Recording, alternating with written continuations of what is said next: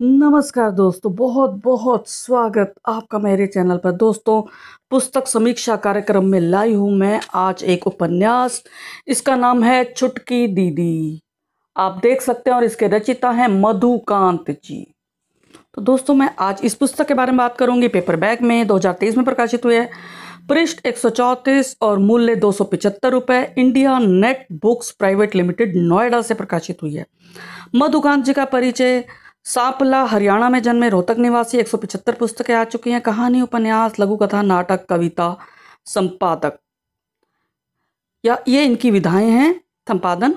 और ये सेवानिवृत्त अध्यापक रह चुके हैं। स्वैच्छिक रक्तदान सेवा करते हैं। हरियाणा साहित्य अकादमी द्वारा सूर सम्मान और बाल मुकुंद गुप्त सम्मान से सम्मानित। यह उपन्यास इन्होंने समर्पित किया उपन्यासकार लाजपत राय गर्ग जी को। बात करती हूँ समीक्षा की, तो यह कैंसर जागरूकता पर केंद्रित है। इसमें 22 अध्याय हैं। मुख्य पात्र छुटकी दीदी है। आप सोच रहे होंगे छुटकी और दीदी ये कैसे संभव है? दीदी तो बड़ी बहन को कहते हैं।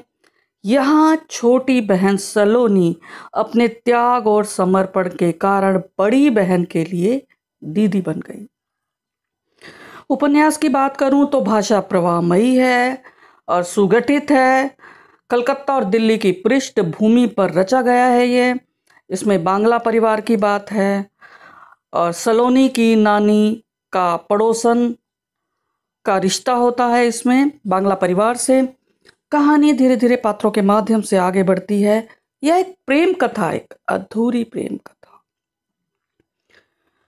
बस मुझे इसमें एक ही बात थोड़ी सी अखरी की, जो संवादों की भाषा है उसमें क्लिष्टता है, जबकि संवादों की भाषा आम बोलचाल की भाषा होनी चाहिए और संवादों में हमेशा पात्रानुकूल भाषा का प्रयोग करना चाहिए। तो दोस्तों, अब आगे बात करती हूँ मैं कहानी के बारे में। सलोनी बचपन में ननिहाल कलकत्ता में पली बड़ी थी। वह अध्यापक बनना चाहती थी और वह बन गई। बंगाली बाबू सुकांत से प्रेम करती थी, एक दूसरे से विवाह करना चाहते थे। लेकिन कहानी में मोड़ आता है जब सलोनी के नाना की मृत्यु होती है। उसके बाद वह अपनी नानी को दिल्ली ले आती है। उसकी नौकरी भी दिल्ली में लग जाती है।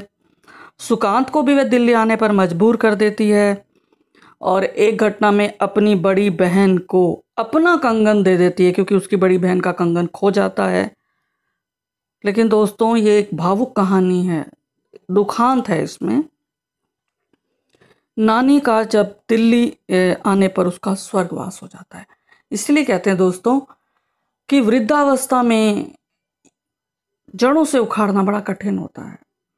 आपने देखा होगा जो हमारे बड़े बूढ़े हैं वे अपना घर नहीं छोड़ना चाहते, क्योंकि कहते हैं ना कि एक बड़े से वृक्ष को अगर आप उखाड़ कर दूसरी जगह पर लगा दिया जाए तो बहुत कठिनता से वह उसकी जो जड़ें वह जमीन को पकड़ती हैं।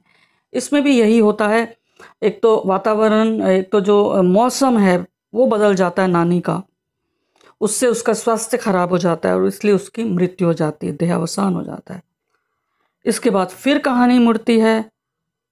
सबसे दुखद बात यह होती है कि सलोनी को कैंसर हो जाता है। तो दोस्तों, यह उपन्यास इसी पर आधारित है। उसको ब्रेस्ट कैंसर हो जाता है, सेकंड स्टेज का, क्योंकि पता ही नहीं चलता उसको। उसके बाद वह एक आश्रम में जाती है, उसका ऑपरेशन हो जाता है। लेकिन मित्रों, दुखद बात यह होती है कि उसका कैंसर फिर से उभर आता है। उसके बाद उसकी मृत्यु हो जाती है। उसकी मृत्यु के बाद सलोनी की माँ, जो उसके हिस्से का धन होता है, जो उसकी पूंजी होती है और साथ में जो नानी की भी पूंजी थी, वह भी कैंसर हॉस्पिटल के लिए दान कर देती है। वह एक ब्लड बैंक के लिए भी दान करती है। तो यह कहानी थी इस उपन्यास की। इसमें लेखक ने बताया है, कैंसर जागरूकता को लेकर कुछ पॉइंट बताए हैं। लेकिन मुझे ऐसा लगता है दोस्तों, हम अक्सर, आपने देखा होगा, हम ये बात करते हैं कि फास्ट फूड खाने से, धूम्रपान करने से, मद्यपान करने से कैंसर फैलता है, कैंसर पैदा होता है। लेकिन मैं कई ऐसे लोगों को जानती हूँ जो टी टोटलर रहे और कैंसर की गिरफ्त में आ गए। हाँ, फास्ट फूड का मैं कह नहीं सकती। और इसमें इन्होंने एक चीज़ और बताई है, प्रदूषण वाले वातावरण में हम लोग रहते हैं, तनाव में रहते हैं, मोबाइल में चिपके रहते हैं, इससे भी कैंसर हो जाता है। नशीली दवाओं का हम सेवन करते हैं, इससे भी कैंसर हो जाता है। तो इसमें इन्होंने बताया कि भाषण प्रतियोगिता इन्होंने की, स्लोगन प्रतियोगिता, चित्रकला प्रतियोगिता, ताकि इससे जागरूकता फैले। पर दोस्तों मुझे ऐसा लगता है कि कहीं ना कहीं आज भी हमें ऐसी दवाई की दरकार है जिससे कैंसर उपजे ही ना, क्योंकि हम लोग कितना बच सकते हैं इससे हमें नहीं पता। कि हम जो आपने देखा ही होगा, कभी कहते हैं देसी घी नहीं खाना चाहिए, कभी कहते हैं रिफाइंड नहीं खाना चाहिए, अब कहते हैं ऑलिव नहीं खाना चाहिए, कभी कहते हैं गेहूं नहीं खाना चाहिए, चावल नहीं खाना चाहिए, मोटे अनाज खाने चाहिए, लेकिन कभी कहते हैं मोटे अनाज सर्दियों में खाने चाहिए। इसको लेकर भी बहुत सी भ्रांतियां हैं। और जो दवाई की बात करूं तो इन्होंने जो आजकल जो असाध्य बीमारियां, उसके लिए दवाइयां बहुत महंगी है, उपचार बहुत महंगा है। सरकार पता नहीं इस क्षेत्र में क्यों नहीं कार्य करती। और सबसे बड़ी बात, मैं आप लोगों से एक बात करती हूँ, जो भी वस्तुएं आपकी सेहत के लिए हानिकारक हैं, उनकी फैक्ट्रियां क्यों नहीं बंद होती, उन पर क्यों नहीं ताले लगते। अक्सर हमें संदेश दिया जाता है कि आप ये ना करें, वो ना करें, तो जड़ को क्यों नहीं काटते। पत्तियों को काटने से क्या फ़ायदा। मुझे लगता है कि अब समय आ गया है कि हम ऐसे लोगों को दंड दें जो वायु प्रदूषण फैला रहे हैं, जल प्रदूषण फैला रहे हैं, खान पान में मिलावट कर रहे हैं, दवाइयों में मिलावट कर रहे हैं। तो हमें ऐसे लोगों को दंड देना चाहिए। उससे भी ज़रूरी है कि हम अपने ज़मीर को जगाएं। अगर हम अपने अपने कार्य क्षेत्र में ईमानदार हैं तो मुझे लगता है कि इस तरह की चीज़ों से बचा जा सकता है। तो दोस्तों, आप ये उपन्यास पढ़ेंगे, आपको बहुत सी बातों की जानकारी होगी।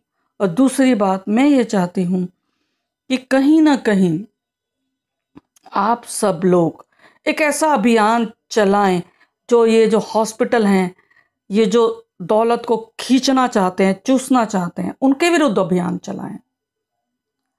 तो मुझे लगता है कि इस उपन्यास के माध्यम से मेरी बात बहुत लोगों तक पहुंचनी चाहिए, ताकि हम इन बीमारियों को पैदा ही ना होने दें। और अगर हो भी जाए तो हम शुरुआत में ही इसका उपचार कर लें, ताकि, और इसका जो उपचार है वो सस्ता होना चाहिए।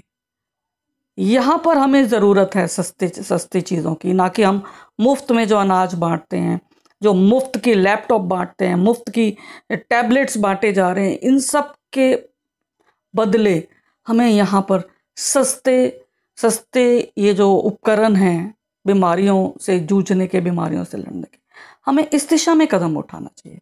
तो मुझे लगता है मधुकांत जी ने जो एक पहल की है, जो इसको लेकर एक उपन्यास रचाया, हो सकता है कि इस उपन्यास के माध्यम से लोगों में जागरूकता फैले और उनका सोया ज़मीर जाग उठे। धन्यवाद दोस्तों, फिर मिलेंगे अगली कड़ी के साथ।